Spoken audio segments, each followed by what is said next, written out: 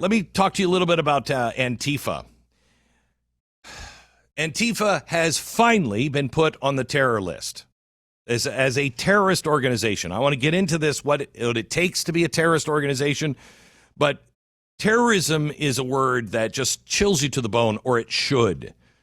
The Department of Homeland Security lays it out clearly. Terrorism is the unlawful use of violence or threat of violence to intimidate or coerce a civilian population, influence government policy, or affect the conduct of government through destruction, chaos, or fear. That's the standard, okay? I think that's really clear. To affect the conduct of government through destruction, chaos, and fear.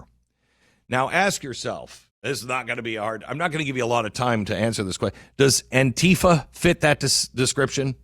You knew the answer before I finished the question. Yes, it does. Look at Portland. For years, we saw coordinated campaigns where so-called anti-fascists brought not arguments, not debate, but weapons into the streets. They occupied and shut off the FBI in their own headquarters. Do you remember that? Nobody did anything. They bring bricks and Molotov cocktails, fireworks that are aimed at police precincts and federal courthouses. Businesses have been looted and burned, neighborhoods terrorized, whole blocks were seized and declared autonomous zones.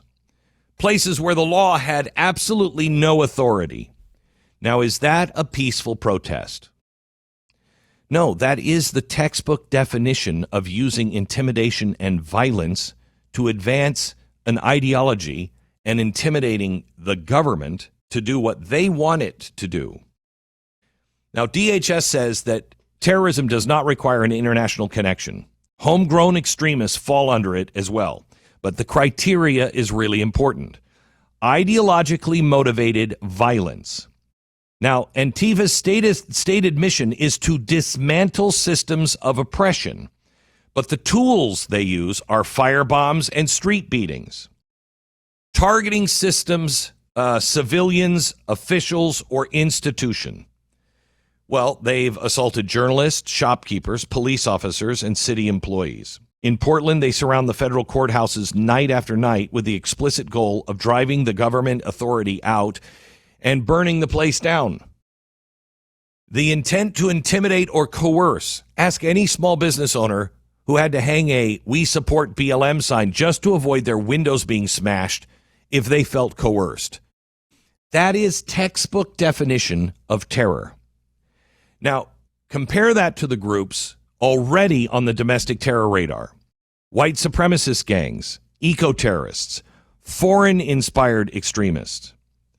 The through line on all of this is the same. Ideology plus violence equals terrorism. I plus V equals T. Ideology, violence equals terrorism. Antifa checks every single box. Well, but it's not a structured group. That's a dodge. You know it. I know it. It's a dodge. Al-Qaeda didn't hand out business cards. They didn't say, let me check with Al-Qaeda headquarters. Let me see ISIS. What does the CEO of ISIS have to say? Lone wolf jihadists who pledge allegiance on, a Telegram channel still gets classified as terrorism because that's the tactics and the outcome that matter. Antifa operates as a network, but a decentralized network, but connected by shared symbols, shared targets, shared methods of violence. The DHS criteria, it doesn't require corporate organization charts. Okay, it doesn't. Yes, but who is their CFO? It doesn't have that. What they require is a pattern of ideologically motivated criminal violence. And you have it in Portland, you have it in Seattle, you have it in Minneapolis, you have it in Washington, D.C. The pattern is over and over. Courthouses are set on fire. Police are blinded with lasers. Journalists beaten in the streets. City blocks seized by force. Ordinary Americans are terrified into silence. That is terrorism. So the question is not whether Antifa qualifies, because they do. The real question that America should be asking today is, why the hesitation to name what they are? Why hasn't this happened a long time ago? Because once you admit that organized left-wing violence can be terrorism, the narrative completely collapses.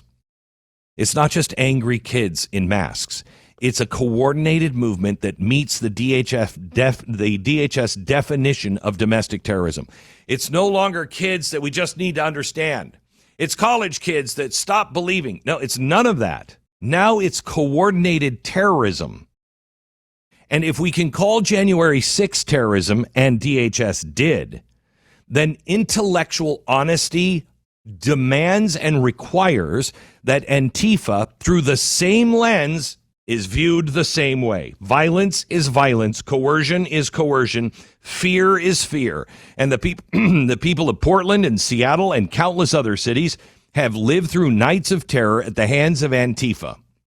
So all that Donald Trump is doing now is just stop pretending. That's the only thing that has changed. He hasn't come up with some grand plan or anything else. He's just like, let's stop pretending it's not a terrorist group. Let's actually name what it is. You can't defeat an enemy if you can't name it. You know, we would have never defeated the Nazis if we said, well, the Nazis, I mean, it's just kind of a ragtag group and it's an ideology and that's not really. We would have never defeated the Nazis. We had to name the Nazis what they were. Evil. Evil. And not because of their politics. You can be a Marxist.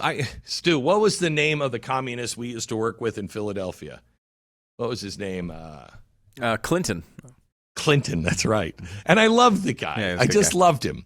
He was a diehard communist. He worked running the board of my show, and during the show, he would argue back and forth with me, you know, about communism. And I'd be like, Clinton, you're not going to win this argument, but God bless you. You're taking a paycheck. So, I mean, anyway, and God bless him. I had no problem with Clinton. We were friends. We were friends. It's not politics.